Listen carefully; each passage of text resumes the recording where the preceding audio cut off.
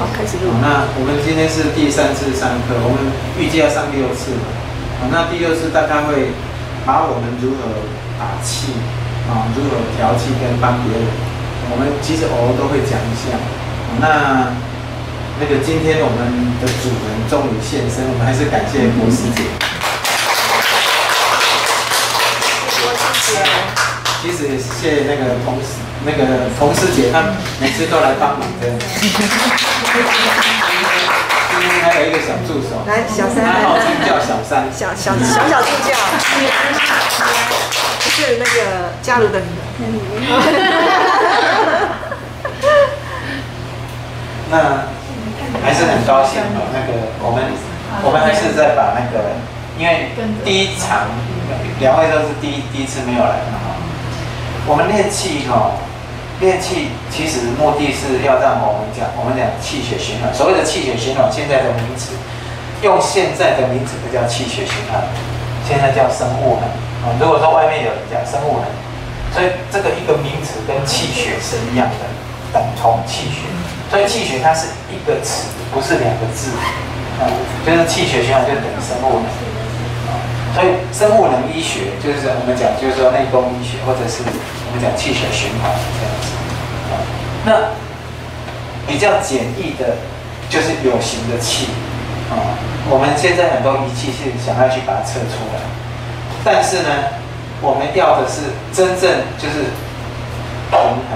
我们讲说身心灵的平衡，让我们身体处在一个平衡状态。所以我们第一次才会讲一个平衡式因为不是说因为做这个你就会怎样，而是说你做这个的时候，我们的脑部要控制身体所以你做这个会回归到我们的脑波，让我们的脑部回归到正常的位置。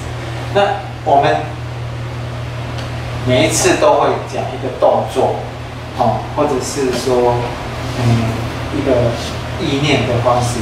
那我们真正的练气是从动作调息到意念，真的是要练习我们的意念变成处在某一种波。这个波呢是要让它变成惯性，所以把我们的身体调整成一种频率。也就是说，我们练习我们身体的能量，这个能量场呢变成一个固定的波，或者是固定的频率，或者是说把它这个思考模式变成内化到我们的每个细胞里面。也就是说，你每一次绕一个圈子，表面上是我们讲说以形注意，就是用一个手来比。那你的念头是不是跟着绕一圈？之后呢，你的记忆里面又多了一个记忆，所以它一直内化进去，一直内化进去，会到你的细胞，自然而然就变成这样子。就像宗教，我们从小被佛教熏陶的人，他一定会遇到什么事情，好的事情或者坏的事情，一定会马上阿弥陀佛。那西方他们可能就会说上帝或者是怎样，就是它是一个你的一个很潜在意识里面的反射动作。那绕圈子也是一样，假设说这个圈子变成你的一个最深层的一个东西的时候，当一个跟你不平衡的频率进来的时候，进入到你这个能量场，你马上会反应过来，这个圈子马上跟它绕在一起。也就是说，借用这个很大的能量场，马上来做一个平衡，这样知道吗？所以我们要什么？要的就是影响我们这个身体最大的一个能量场，也就是说你生长的空间，或者是说我们平常就有的一个能量。我们讲是说宇宙，所以你身体是一个小宇宙，而这个宇宙的能量场，它的精神就是自然生机。所以我们这个是养生像我们第一班是用生机班，那我们就它是很自然。那这个精神呢，宇宙的精神它是无限的大，而且无所不造，无所不包，所以它又很包容，它也没有我，它是一个大很大，所以无所不包就是无我的状态。所以我们用这4大精神融入到我们的气功里面，然后有形的真正的练气，就是说把身体当做一个宇宙的时候，宇宙是如何运转，就像我们上次给各位看的那样子。所以我们第一圈就绕我们身体，把身体当一个圈子来绕。上次那个在脸书上有一个林什么会的，他是台中，也是看我们 YouTube 上，他会在我们的脸书上问这个问题。他说：当圈子绕的是怎么样？我就用点线面来讲，其实它真正是到一个球状，而且它不是空的，它以为在外面绕，其实从里到外都有。也就是说，当这个灯打开的时候，它照到哪里，你看到它是看到这个，可是中间这一段它没有看到，它是没有可以反射的地方，你就没有看到光，你只能看到光源跟投射点，那中间你看不到。那就像说，我们太阳在这边的时候，那我们地球在绕的时候，地球跟太阳之间有没有能量场？有。所以它在绕是不是只有这8大行星跟60个卫星在绕？是在它所有的范围里面的所有的物质是在绕，所以它也是一个很实际的一个东西，但是它又是一个空的。所以我在解释说，空就是实，空就是实的，也就是说，真正的实是一个整个的空间。所以我们空跟实是一个实心的，但是它又你也可以把它解释成它就是一个空。这可能要自己去意会一下。所以我们这个圈子在绕，就是要取这个精神。那用意念来绕我们的身体，那只是说我刚刚有用笔的说，这样子就是让你补助说，我绕不起来的时候可以用这个来绕。那有的人他不同的方式，你可以去想，就是第一主力圈就是这样子。所以像师姐刚刚她有跟你解，她用她的方式来跟你讲，那可能别人也有别人的那种他的经验。对不对？每个人的经验是不一样，反正就是把圈子绕起来。那如果你再怎么没有的话，你就观想宇宙就是那个宇宙体，而且宇宙是一个唯动论，这是他抛的，我没有把它更正。唯动论就是唯有唯一嘛，唯是唯是这样子吗？还是对，口字唯动，唯动论。所以我们在这边绕的时候，有人说，那它是螺旋状的吗？本来所有的圈子它就不是固定。当我这样子绕的时候，我的身体是在走的，只是说我这样子绕。所以在另外一个点，你看着我这样绕，我在我自己看这个圈子，它是这样子。但是在别人看的时候，这个圈子变成这样子，因为我是在动。所以它本身就是一个能量场，是一个动的一个能量场。所以它是有相对跟绝对的关系，那我们就不要去管它，我们先把我们自己当做一个中心的时候先绕。那但是为什么会解释这个？就是说，当我在绕第一主力圈的时候，我也可以再绕第二个圈子。除了这个第二主力圈以外，我可以在我的，比如说我哪里不舒服，我今天有胆结石，所以我胆特别再绕一个小圈子，或者我今天眼睛特别的不舒服。我除了这个圈子以外，我眼睛就是大量的绕，把它清掉，就如同大圈里面有小圈，小圈里面其实有更小的圈。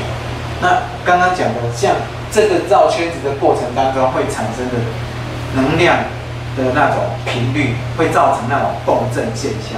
而这个共振点呢，如果在我们身体，就会产生在譬如说经络或者穴道，那穴道就会特别的明显。因为它可能是能量的汇集点跟共振点，所以当你从那边刺激进去的时候，刚好是比较把我们的气血循环的那个点会散到它有相关的位置，是这样子。那你说穴道是不是很重要？它不是最重要，但是它是刚好是统计出来的，只是说你可不可以去注意那个？反正当你绕起来的时候，像我们在诊断的时候，比如说当你的手会自然去找一个点，那个点可能跟你有共振的时候，你去按下去，那果然那个点就是特别的敏感，或者会有让你刺的，反射的点。那这个都是为什么会找到这里，就是不平衡。为什么不平衡？就是譬如说它比较强或者比较弱，或者你这边有跟它相应，那你就会去打那个位置，让它达到平衡的状态，以达到我们疗效或者调整身体的那种气血循环的状态，这样子。那有关第一主力圈大概是这样，所以这个圈子任何时间、任何姿势，你记得老天永远在动的，不会因为说你睡觉它就停，它还是在走。就像说我们的气，你要想说，我永远就是有气怎么走。所以今天你知道你是一个宇宙体的时候，你要记得你的圈子就是有一直在绕，就是一直在绕。所以你在打气的时候，你要记得你就是老天在打，你就不会怕了。你如果还有我，你就会怕。你如果是老天的话，你就不会怕。你要记得，所以你要学习当老天。所以今天我们还要再把一个句加进来。我们今天就是要讲的就是以天为师。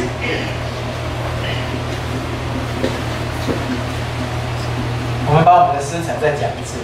我们是第55代，因为在54代之前，从黄石公传给张良为第1代，之后都单传，到张老师为第54代。这个讲义今天给你的讲义是20几年前他在上课的时候的其中的一堂的笔记。没有，就是也不是他这个是标准版，只是有人把他的那个笔记把它写下来，所以也没有再做其他的修饰。所以也是当参考。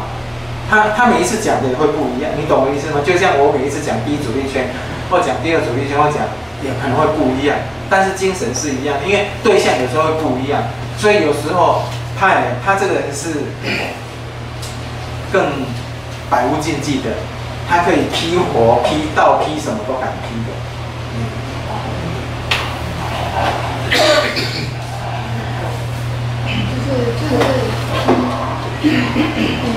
批评哈，对，批评。就老师刚刚你在讲空跟实的时候，突然现起一个概念，但实是有点代表存在的意思，不会用存在的对，有点可以用这种去体会。对，但是空也是存在。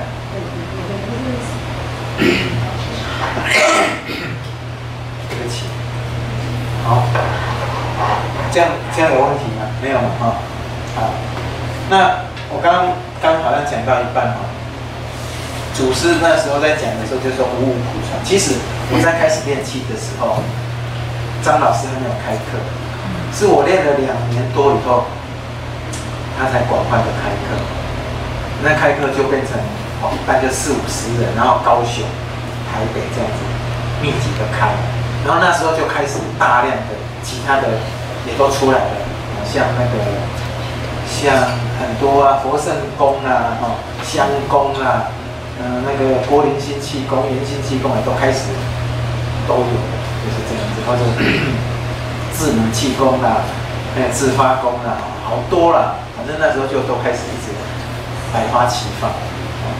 那他觉得说，他该出来那个让这个普传，不然我们刚开始我们在打气，他禁止我们灌顶。现在我们打气都会这样子，可是他不准我们随便就开始就灌顶。为什么？对啊，为什么？因为灌顶，第一个就是等于是我帮你调气，顺便帮你练气。就你说有没有打通任督二脉？其实从百会进去，从脚底出去，等于是强迫你这整个就绕起来。尤其是当我们在绕的时候，也是打气，也是帮他练气的意思，懂我意思吗？等于是。所以为什么你打第一次的时候比较辛苦？因为你去第一次调，它的频率跟我们是完全不一致的。所以，而且它有它的想法，那你必须让它进入到它的能量场，又把它拉回到我们这个宇宙的这个能量场。第一次的磨合是比较辛苦，所以第一次打完以后，有时候会，如果说你比较没有经验或者比较没有排的这种功力的话，会比较累。高雄班的那个劳师兄，其实他每次都看他那个师姐，他老婆，他常常帮人家打，我每次都鼓励他打，就他都没有比较少出手，因为他在台中中央上班。有一次他回去帮他的妈妈打气，他打气，他想说，自己的老妈妈也80岁了，80几，然后他就说，还蛮有效的，他妈妈就既然松快，他就困，然后他觉得也没怎么样，结果隔天他累了1天，他说原来打气这么辛苦，我以为说打完就没事了，怎么他累了1天？那老师，你说像这样子的排气，其实怎么排？我每次只会的就是又回来绕第一阻力器的第二阻力器。对啊，你就回到，你就把你原来，因为你本来只有，就像说你是一个我们讲说你是一张很容易感染颜色的白纸啊，或者你本身也带有不同的色彩啊，比如说你淡淡的粉红色，然后去把一个咖啡色的，你要想办法把它清掉，对不对？但是你两个混在一起，所以你变成两个都变成有咖啡色加粉红色，对不对？但是你因为一直绕一直绕，绕到有一天你就因为你重点在它就稀释掉，可是稀释掉它原来比较，它本来比较浓，那被你稀释掉了，啊，它就变得比较舒服一点。可是你本来只有粉红色，回来惨了又多了一些咖啡色，而且这些咖啡色是人家已经很习惯了，你又不习惯，结果你回来就累得半死。那你忘记说那不是你的，那个是你本身只是老天的一种循环，你没有把它当作是，它不是你的，你把它当作是你的，所以一直去感受它，就抓着它，你就排得比较慢。要想办法说，反正它就是老天，或者是更不在意它。哦，原来它还在哦，没关系。所以是不是在刚打的时候，根本不是我在帮他打，对不对？啊，所以这个有我跟无我之间的调整，这个要真正在多打多出手才会知道。就像你们没有出手的这样子讲，按喜力公山，有一天你出手，你就讲哦，哇，来的是安那样，这么好玩。我跟你讲哦，练技的过程，我问过很多人，自己造起来他不会很兴奋。哪时候会兴奋？你帮人家打的时候，对他说：“哇，你的气好强哦，怎么样的？”就有你反而比较兴奋，对不对？因为才发现人家会说：“哎呦，奇怪，我怎么会感觉到头都会刺刺麻麻？”然后才发现哦，原来自己也蛮厉害的。像这一些，其实不是那个叫自己用了好几百万吨的力气下去，到时候这些都也不重要，因为这个是必然会产生共振。现在如何把你身上的这些排掉？这不是有教，不过因为我可能上第一次，就是教怎么排掉嘛。对对对，那个都是一种方法而已。真正最好的方法就是阻力圈空，你就是空的，就是它来去自如，你是透明的，通透的。没有，就像有一次我再举一个例子，有一次我还在上课哦，那有另外一个师姐在，她也是帮人家打气，因为气它供不应求，所谓供不应求，它贴在他命里，他们两个都是坐着，拔不起来。为什么拔不起来？因为他气都被吸住了，他觉得他已经很酸很麻了。他刚开始从这边麻一直酸到这边，等到他觉得说他想要拔起来的时候没有力了，但是还有一只手可以打电话，打电话给我，求救！我现在手被黏住了，怎么办啊？我说怎么了？他说打气他那个人吸气太强，他怎么办？他又很害怕。我说就很简单，叫他站起来走掉就好了。那走开就好。就对面那个人走开就好了。还是自己走开？啊，他自己就是自己走不开，他自己就走不开，他就被黏住。反正这个等你有一天出手的时候，其实它好玩，但是也很可怕。就像如果说你打到对方踢打的时候，是对呀，你更外一点，我只会自己踢打，是会别人踢的。对啊，那就这样子啊。除非你心里想说，我要试试看对方会不会踢劈的。反正那是他气动，那气动，我们在打气的时候给他的能量，有时候他会气动。都不会，你一直很欢喜。这时候可以打电话给老师。可以啊，可以啊，赶快。或者是说，你马上认为你就是我。我会观想老师。对啊，你就所以我就观想老师了。我就是老师啊，我就起来，没什么可以可怕的啦，就这样。我很想观想老师。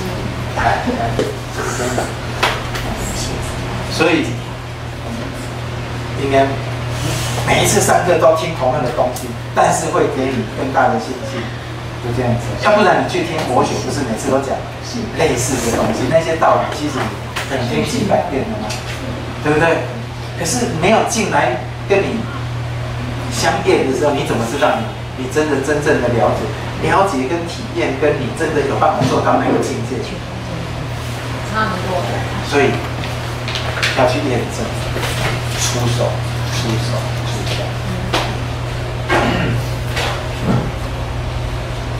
这样不用休息嘛，哈，需要休息吗？不用哈，好，那我们就开始来，这样有没有问题？我们要讲今天的那个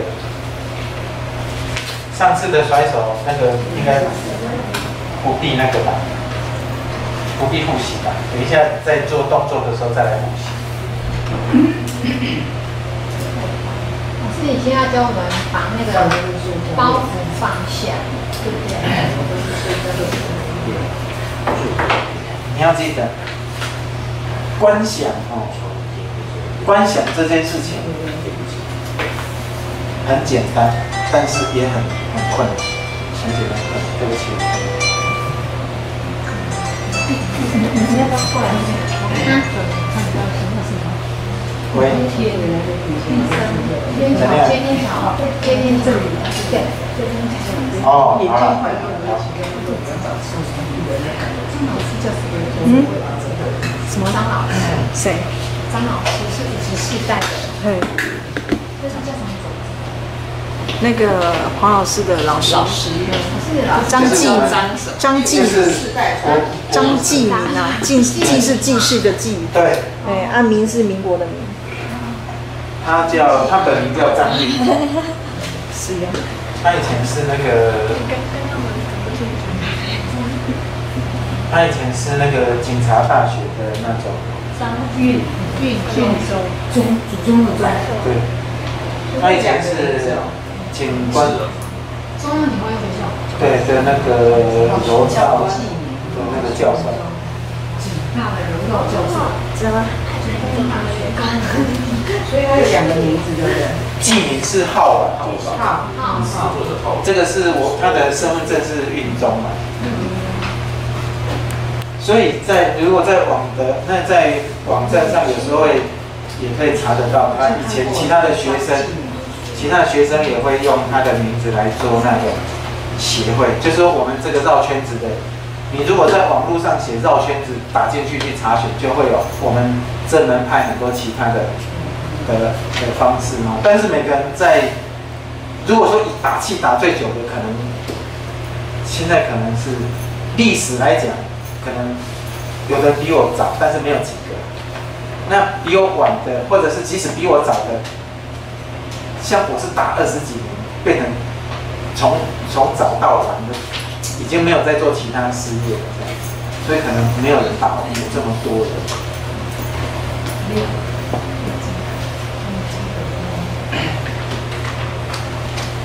我们都是第55代，是为什么？就是说。没有真正的老师，因为包括我们老师也是以天为师，老天整个宇宙的能量场，我们就是以天为师，是这样子。那今天就是要讲说，可是我们在练气的，我们第一阻力圈这样绕，跟第二阻力圈这样子绕，这样绕。那当我们的身体很靠自己绕，假设说你要出手，或者是说。要帮人家打气，你会觉得说，我气不足，那怎么办？那所以我们就有时候就用打接天桥的方式。所谓接天桥，就是说我们其实老天是包含日月星辰跟整个能量场，但是我们现在把所谓的天地，传统的天地就是太阳跟我们的地球，把它当作天地，但是这个天地合起来才是真正的一个小天。我们的老天是包括天地，但是因为我们现在介于说宇宙的中间的一份子，所以我们现在开始学习说，这个是太阳的能量，那我们人在这里，在地球上，那太阳无所不照，对不对？可是我们人在这里的时候，我们潜意识里面会认为它就是一个能量场，而且它跟地球本身，我们的地球会转，就是被它吸引，就是它一个。大我们700多倍的，760几倍的一个比我们大700多倍的一个大的那个物体在吸引着我们地球。那我们人在这里受它的磁场共振跟影响，变成绕着这样子转，所以它的磁场对地球是产生一个共振的，或者是一个辐射的一个这样子牵扯的。所以我们人在这里的时候，如果说把他的气，我们是以太阳为主而言啊，假设说以太阳为主，把它贯穿到地中间，我们把它连起来，就是说它跟它的接线呢，变成由我来接，我是一个界面，这样子单独变成我们自己练气的时候，可能是多了好几百倍。以张老师来讲，他认为400倍的功力，所以我们现在就是把手举起来，当做宇宙的能量场都从这边进来，然后开始手这样子，右手往下，所以你就观想说，我气从这边下来，然后我再从这边打下去，中间你可以绕圈子，但是你就观想说，哎，这样子，这是一个起手式，就变成我习惯变成用手来接气，但是这是一个习惯。如果说你不用这个的话，就是用观想说，我气从百会整个灌下来，然后从我的脚底下去，这样的时候，我变成是一个透明的一个管线，所有的能量场经过我就这样子，然后就通了。那即使气是相对的，所以我从我的那个涌泉也会有地的气这样往上冲上去，因为阴阳是会互相交流的。就像闪电，它会有电，是因为底下有尖端的地，上面它有电流，有一个产生一个电，它会找一个地方，然后它引下来。为什么我们会避雷针？就是要把它引下来。所以当我们是当那个尖的那个线、那个引线的时候，我们就可以把上面的能量跟底下能量是互相交流的。那我们从百会跟涌泉就互相交流，把身体当做一个管道。那你这样子常常练的话，我们这个管道本来是可能只有流量只有1单位，你忽然间越练越大，变成10单位、100单位，甚至1000单位，甚至10000单位。也就是说，你气不足的时候，你就这样子打。那刚开始我们就练习打到地上，对不对？接上面打到地上，就这样子打。这个就是接天地间的能量。那天地间的能量的应用，不是说只有你这个姿势而已。我讲说，这个是让你习惯说，以后因为我们出手常常用右手，那习惯只要一手一拿起来，你就发现说，老天的能量整个就都来了，管它是摆哪里，甚至没有摆，你心中有那个能量，也就进来了。只是说你的意念是不是有办法去接老天的能量场？如果说你气不足的人不这样子练，那所以假设说这一次到下次上课，你们就常常练习这个。晚上呢，你平常在家，你可以练习接气，打到地上去。那另外一个就是说，晚上睡觉的时候开始接，比如躺着嘛，躺着这只手就接着，就你就想说，那我躺着在接气啊，那气要怎么办？手就摆哪里，看你哪里不舒服就摆哪里啊，对不对？膀胱不烂，我就按膀胱。我肝，等一下我会讲肝，肝比较弱，我就按肝。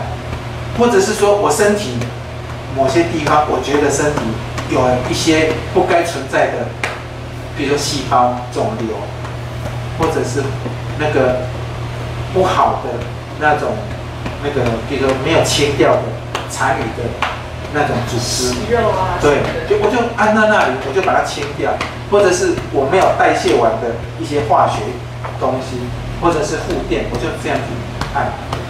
胃不好，我就按胃，哪里不好，我就可以这样子。晚上睡觉就习惯这样子打，每天就这样子打。睡眠不足、睡眠不好障碍的人。睡眠不好，太多地方可以打。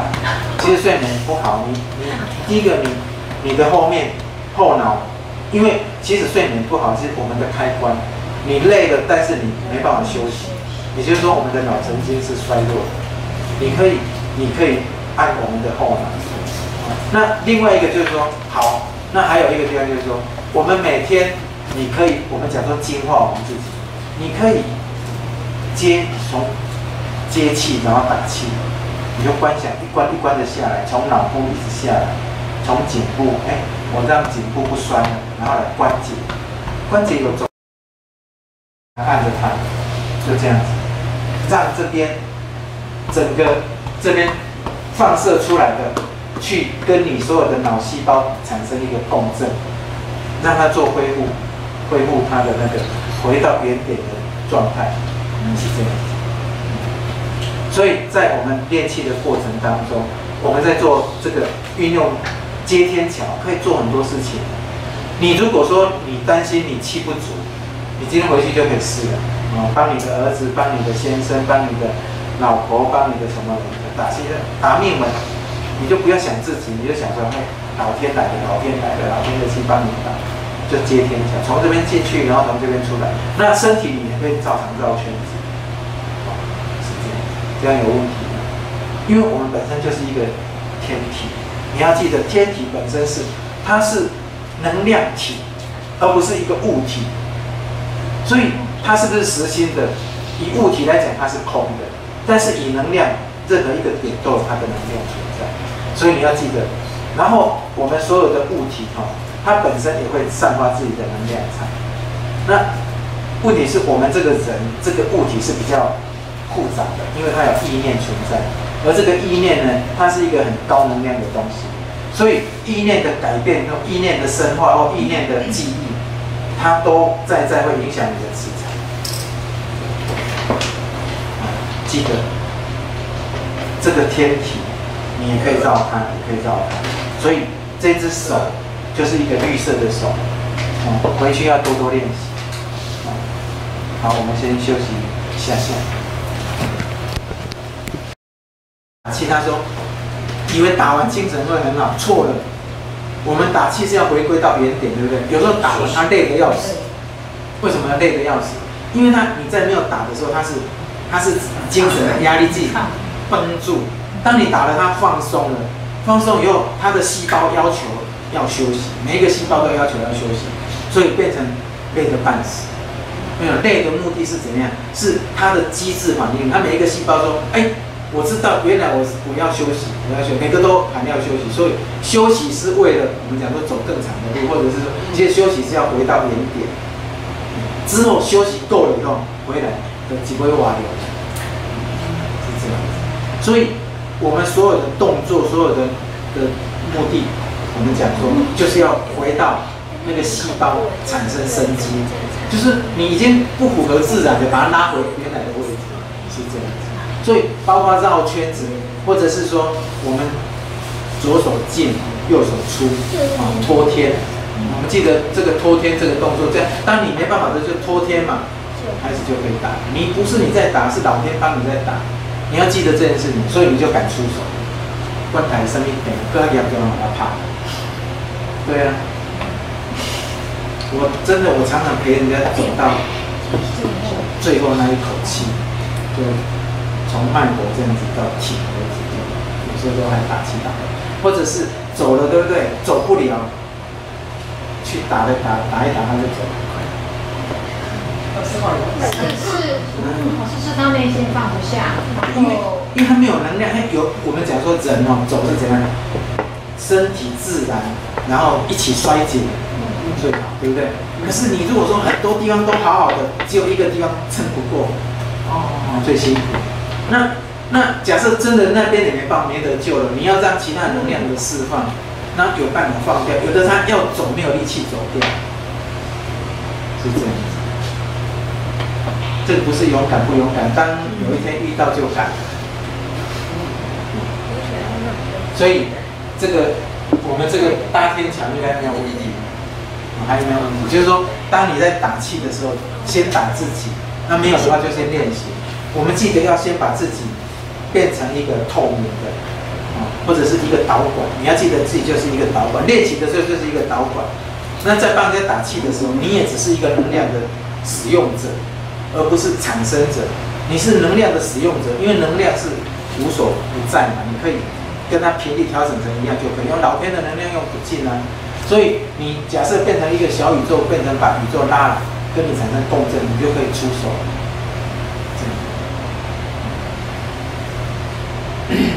那今天我们先复习一下那个动作的部分。动作的部分讲甩手式，上虚下实头右旋。上次那个还记得吗？手诀吗？随胸序，背把走。食物双环，爪抓实，提纲承软，后送奏，对不对？所以这个甩手就是，其实你如果真的天天有在甩，不管有没有练气，光这个甩手气就可以让你到我们的四肢的末梢。简单的，为什么要与肩同宽？其实与肩同宽的目的就是说，我们的12个气脉除了任督二脉以外，12个经络，手三两，手三阴，手三两，足三阴，足三两，这样一打开就刚好是很自然的松开，然后微蹲。如果说可以的话，如果说膝盖关节不好就不要蹲了，就高马步。我们是高马步，如果说没有就放松就好。那手如果这边没有问题，没有50肩的话，就可以举高一点，7秒。那个自然手心自然这样子，可以。我是习惯说手心向中间，然后再慢慢到这边再往后面摆。尽量可以的话尽量往后面，但是也不要勉强用到这边会受伤，所以自然的就往后摆动，对不对？不用勉强，对，因为你那边不用勉强，对，就是这样子。然后提肛，对不对？所谓提肛就是像凯歌运动，我们的那个肛门那边缩起来，再缩是用里面缩，所以外面这边没有用力，所以不是夹屁股。提肛不要刚开始没办法一直提住，如果你可以提住，就慢慢提久一点。你可以一提一放，一提一放。如果可以的话，就提久一点再放，提久一点再放。你可以甩2下再放1次，或者是刚开始没办法就不要提，等到可以的时候再提一下，再提一下。提肛只是说为了那不要停留，你可以慢一点，但是不要停留，不要为了说后面然后停住再回来，停住你再回来，这有时候就会多用力了，所以自然的摆动，知道吗？吃饱饭。如果能摆得越高越好，先不要摆那么厉害。对，你不要摆越高越好，对，但是你不要用到说会拉上。这个动作除了我们的气会上手以外，对不对？我们的横膈膜，因为你这样子一上一下，它会压缩，所以等于是5脏6腑，我们5脏就会变成压缩，所以等于是我们的腹部就会做一个运动。我们讲练气嘛，动嘛，然后跟调息、呼吸，然后刚刚意念，这3种的配合。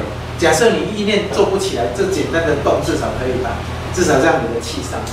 然后之后呢，好，刚刚那个动作就可以做了，知道吗？气上手以后，你刚刚做刚刚的那个按压我们的那个安眠穴就可以做了，或者是膀胱或者哪里就可以做。那甩手好，请做，这个是先做甩手。那有没有问题？甩手没有问题吗？你要记得以轻松为原则。那如果本身有一点长肩膀在酸痛的人，稍微甩高一点，可以不会痛的范围上，高一点有没有帮助？对，可以好帮助。而且这个甩手可以治50肩，因为50肩就会粘连。我们的那个筋肉粘连，那你可以甩开以后，它就会松了。而且尤其是我们练气的人，在甩的时候，我们气会自然的运行起来。所以嘴巴为什么不会张？自然张，因为口随胸序嘛，你不要去憋住它，那你的呼吸自然就会调整。这样可以吗？还有你刚刚在甩的时候，我觉得气上来，气那是正常，反而是好。对。那甩完以后记得喝点水。中午跟刚吃饱饭不要甩。中午跟刚吃饱饭不要甩。这是甩手式。甩手式是由《达摩易筋经》里面的甩手式演化出来的。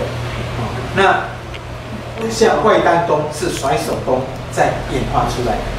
这个外丹功有没有？不简单。那今天我们来讲我们的勾引剑日。我们在练气的时候，因为会有阴阳这种东西，然后我们气会上手，我们知道我们的气已经可以从这边进，可以从这边出。那但是其实一进一出，也可以从这边出，从这边进。所以我们的气，我们的食指跟每个关节是有气的。那我们叫拨引剑日，是借着一个拨引剑日，把我们身体的内在的能量跟宇宙做一个交换，甚至说把我们里面的浊气往外排掉。那预备式跟那个甩手式的那个刚开始是一样，但是是两脚已经同宽，右手在下，左手在上，然后两个大概3到5公分。在我们的命里，在我们的那个应该是说那个气，那个气海丹田气海的这附近的，那每个人那个手不一样，有的人真的比较短，像我就比较长在这里，那有的手长过膝的也是不要摆太下面了，手长过膝，刘备啊，有没有听过刘备这个笑话呢？他很生气的把阿斗甩到地上，不停的因为甩脚的，因为他手长过膝，所以他不轻轻的放下去。好，开玩笑，反正就是这样子，刚开始是这样子，然后这个之间，第一个呼吸跟心情先放松。喂，好，然后慢慢的先看我做一次。我们假设是用1只手来做的话，我先用2手做一次，就这样子起来。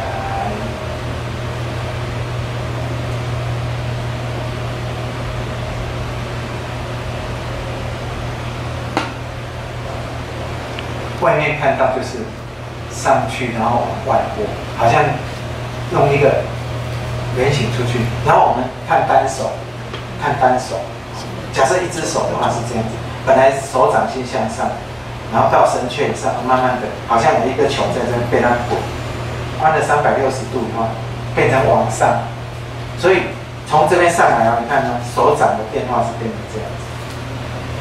到最上面的时候变成往外，然后绕一圈，后来一个半圆形，再回来。这是1只手，你看到1只手这样子，那如果2只手变成这样子。两只手同时抱着一个东西，